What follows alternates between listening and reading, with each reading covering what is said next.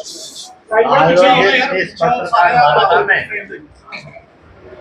आप सब भाई और बहनों का, पत्रकार बंधुओं और भगिनी का मैं तहे दिल से स्वागत करता हूँ।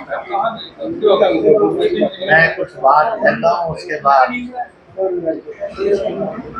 मुस्लिम मंच के नाम से आप जो भी पूछना चाहेंगे स्वागत।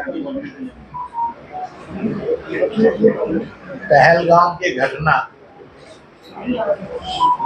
यह दरिंदगी की चरम सीमा है।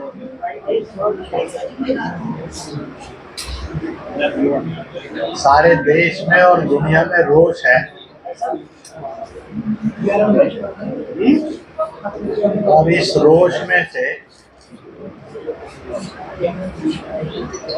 भारत ने भी कई मजबूत कदम उठाए हैं। जनता ने भी खूब ताकत के साथ इसकी निंदा करते हुए आतंकवाद और आतंकी को, पाकिस्तान और पाकिस्तानी को सबक सिखाने के लिए भरपूर मांग भी की है।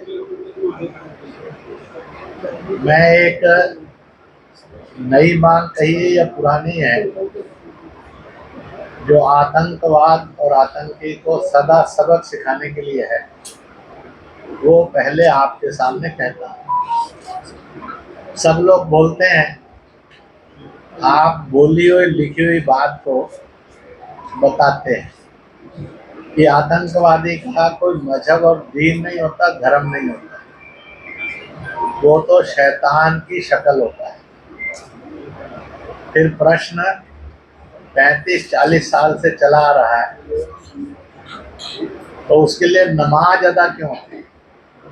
जैसे नमाज अदा होती है तो इस डिक्लेरेशन की धज्जियां उड़ जाती हैं, क्योंकि नमाज अदा होते ही तय हो जाता है कि इसका मजहब है, मजहब लेस नहीं है। तो मजहब नमाज नहीं होनी चाहिए। दूसरा, उसके जनाजे में लोग जाते हैं, तो जनाजे में जाना तय कर देता है कि उसका मजहब है। उसके साथ उसको कब्र मिलती है, तय हो जाता है कि ये उसका मजहब है।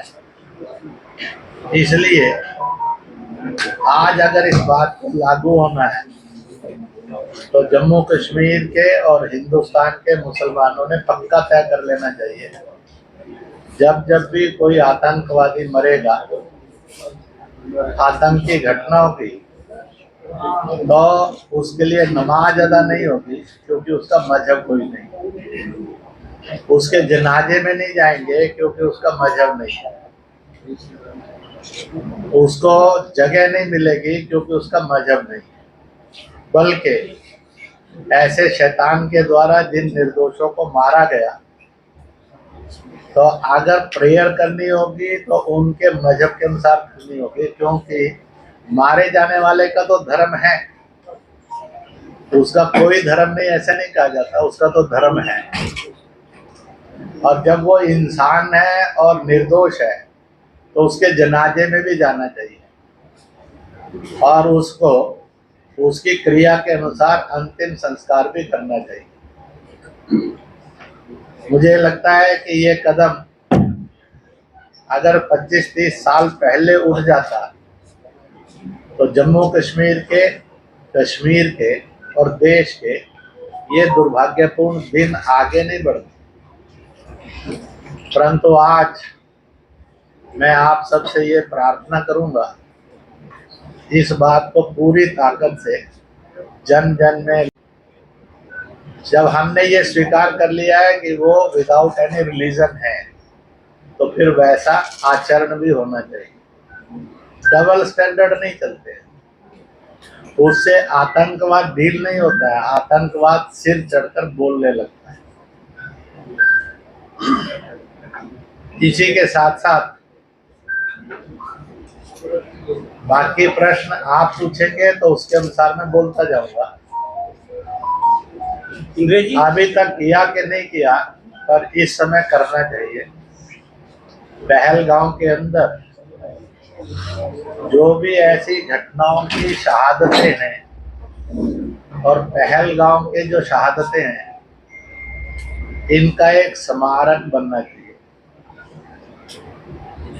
इसलिए बनना चाहिए, जम्मू कश्मीर में पर्यटन के अंदर कश्मीर घाटी में हर साल करोड़ों करोड़ लोग, लाखों लाख लोग आते हैं। किसी एक पॉइंट पर सर्वाधिक जाते हैं वो पहलगाम। जब वहां स्मारक होगा तो वो स्मारक पाकिस्तान की घिनौनी करतूतों को बोलेगा।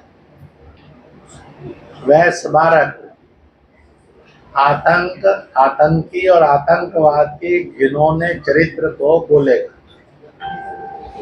छोटे बच्चे को और बड़े बुजुर्ग को, किसी भी जाति दल मजहब का होगा, उसमें नेशन फर्स्ट नेशन लास्ट आएगा कि इन्होंने नेशन के लिए और धर्म के लिए बलिदान दिया है। उनके प्रति श्रद्धा भी जागेगी और लाखों लोग हर साल पहलगाम से पैट्रियोटाइज होते जाएंगे। यह एक बड़ा चीज बनेगी जो आने वाले कल के अंदर अनेक प्रश्नों का उत्तर देने में सक्षम बनेगी।